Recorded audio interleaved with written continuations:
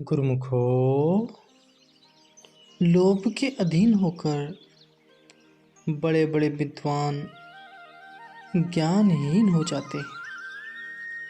मनुष्य यह नहीं सोचता कि जिस लोभ में फंसकर वह अपने पतन के कार्य करता है, क्या मरते समय यह धन उसके साथ जाएगा? कदापि नहीं। माया के समान धन दौलत अंत में बिछुड़ जाने वाले हैं। तो फिर धन के लोभ में पड़कर पाप कर्म करने से मनुष्य को क्या लाभ? लोभ ऐसा प्रचंड शत्रु है कि जिसके हृदय में प्रवेश कर जाए तो फिर उस प्राणी की बुद्धि मलिन हो जाती है,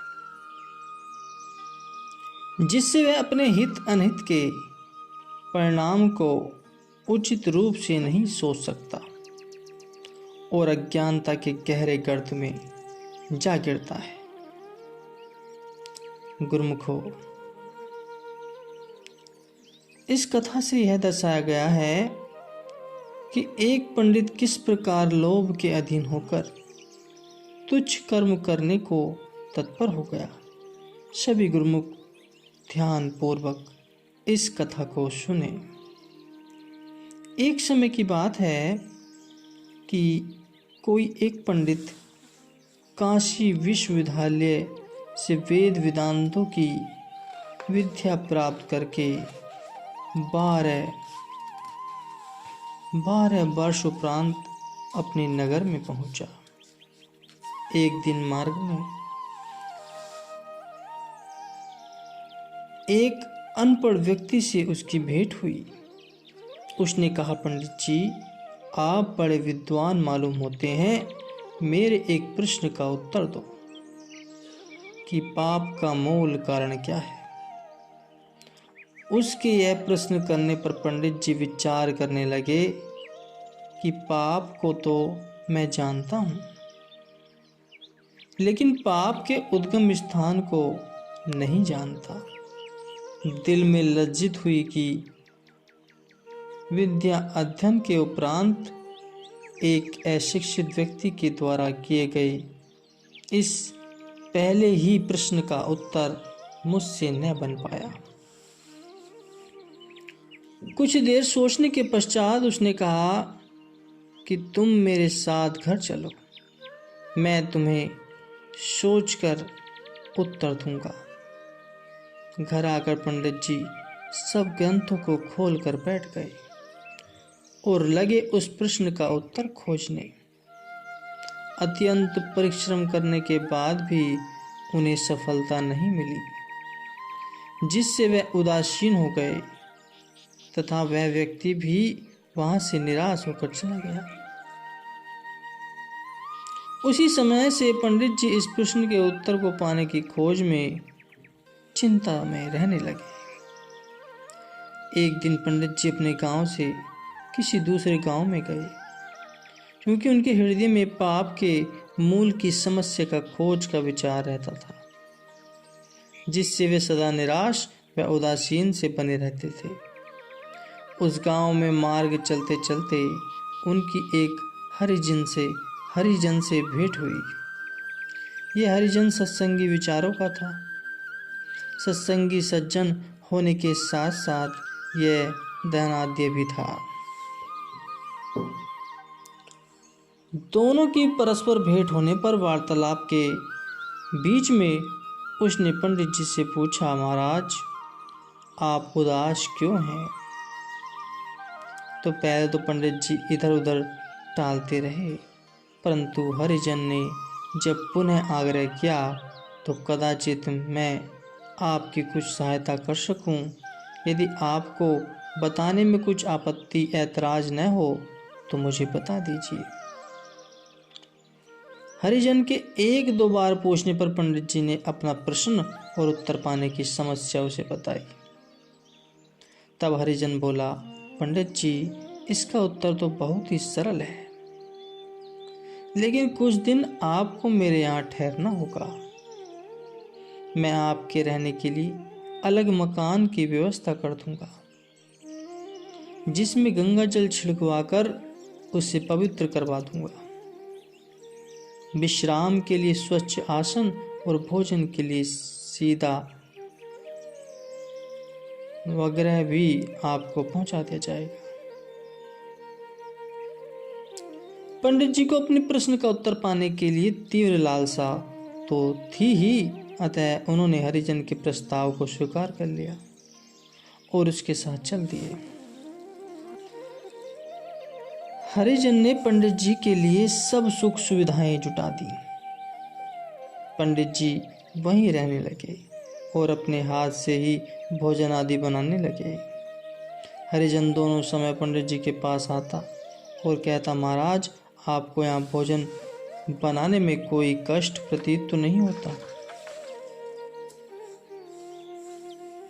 यदि आप स्वीकार करें तो मैं पवित्र होकर आपके लिए भोजन बना दिया करूँगा। यह सुन पंडित जी ने कहा, नहीं भाई, तुम्हारे द्वारा बनाया गया भोजन ग्रहण करने से मेरा धर्म भ्रष्ट होता है, मैं ऐसा नहीं करूँगा।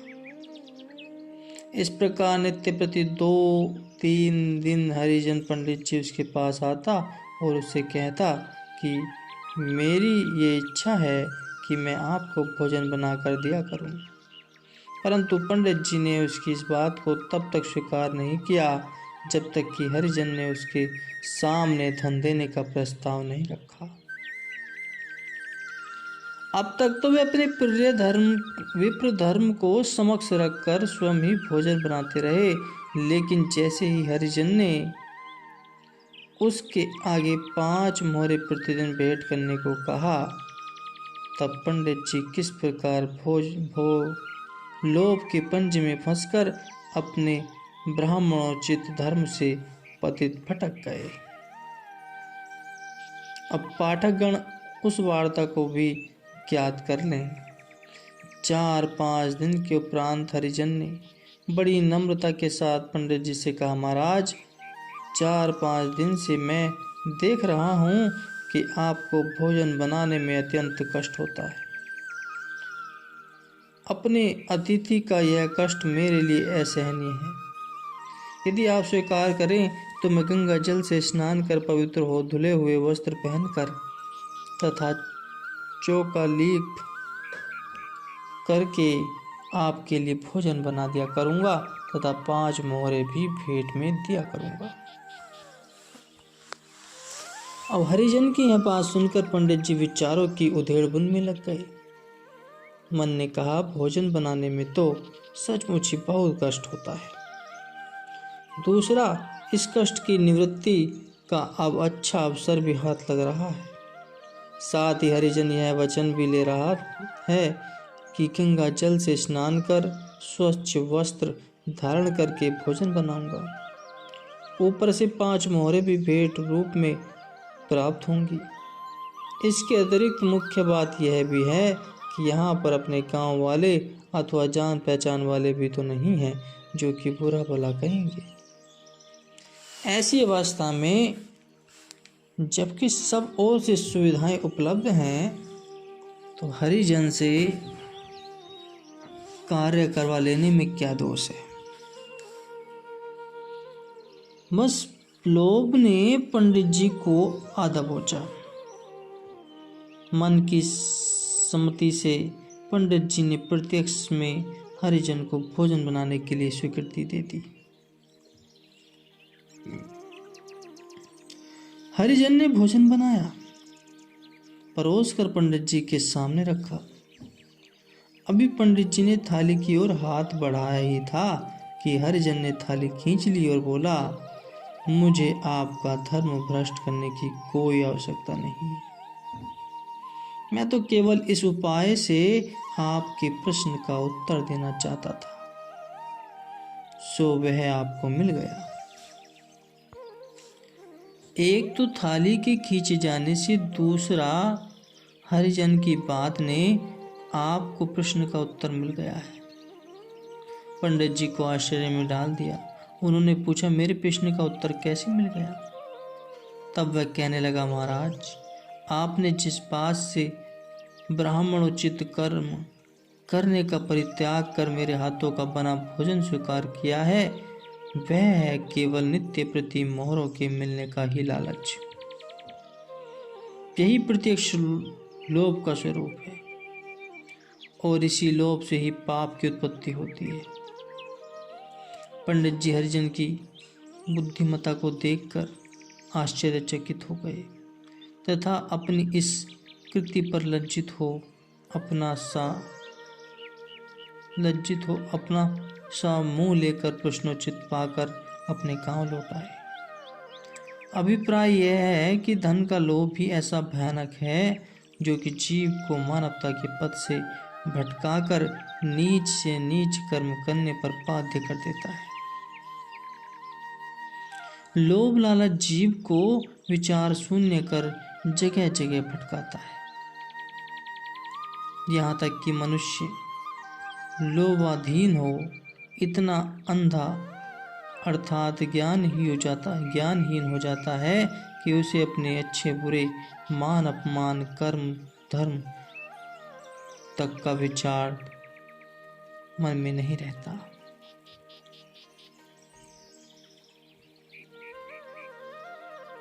ज्ञानी तापस सूर कभी कोविद गुण आगार, के ही कै लोभ विडंबना कीन न इति संसार। अर्थात इस संसार में ऐसा ज्ञानी, तपस्वी, शूरवीर, कवि, पंडित जो कि गुणों की खान होते हैं, उन सब में ऐसा कौन व्यक्ति है कि जिसकी लोभ ने विडंबना न की हो। अर्थात उन सब को भी इस जगत में लोभ अपने वशीभूत कर लेता है और अपने जाल में फंसाकर कहीं का नहीं छोड़ता। यदि कोई बच पाया है तो केवल समय के पूर्ण संत सद्गुरु का सच्चा सेवक। अतः प्रत्येक जीव को चाहिए कि वह समय के संत महापुरुषों की शरण ग्रहण करे। वे ही जीव को काम, क्रोध, लोभ आदि से बचाने में समर्थ होते हैं तथा उनसे बचने का सदुपदेश देकर जिज्ञासु को कल्याणकारी पथ पर अग्रसर करते हैं। अन्य कोई साधन नहीं है इन शत्रुओं से बचकर अपने रूहानी पथ पर चलने का। विपरीत इसके यदि कोई चाहे कि मैं पुस्तकीय विद्या के बल से ही इन पांचों शत्रुओं पर विजय पा सकूं, तो ऐसा विचारना उसकी नितांत भूल है और यह अति असंभव कार्य है। अतः यदि चाहते हो कि हमें परमानंद की प्राप्ति हो और हम जीवन यात्रा में चलते हुए आगामी यात्रा को भी सुगम बना लें, तो निश्चय ही वर्तमान समय के संत सद्गुरु जो सर्व विद्याओं के ज्ञाता, त्रिकालदर्शी और जीव के परम हितैषी होते हैं, उनकी शरणागति ग्रहण कर उनके उपदेशानुसार निष्काम भावना से सेवा करते हुए अपने जीवन को सफल करें। धन मनुष्य को अपने पथ से भटका देता है। जो सच्चा गुरु का सेवक होता है वही इस लालच में पड़ने से बच सकता है, क्योंकि गुरु इस लालच से बचने का सुगम और सरल तरीका बताते हैं। वे मनुष्य को चेताते हैं कि ये माया लुभावनी है, यह किसी के साथ नहीं जाने वाली और इस माया के लालच में पड़ने से कोई लाभ नहीं। यह माया तो बुरे कर्म करने के लिए प्रोत्साहित करती है, मनुष्य के मन को भटकाती है। यह माया तो बहुत लुभावनी होती है, जो सच से झूठ कर्म करने के लिए तत्पर तैयार रहती है। जो इसके चुंगल में फंस गया, समझो वह माया का दास बन गया।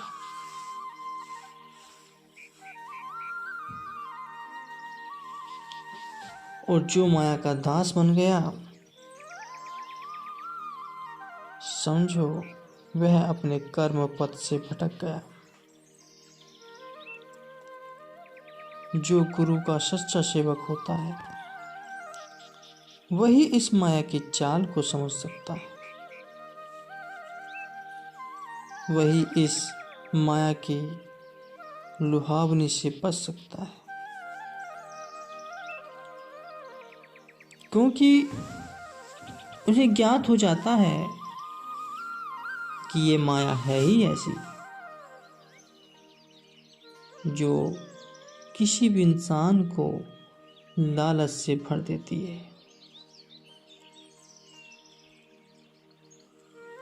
और जो इसके लालच में आ जाता है, उसे ये नहीं पता होता कि वह कर्म अच्छे कर रहा है या बुरे।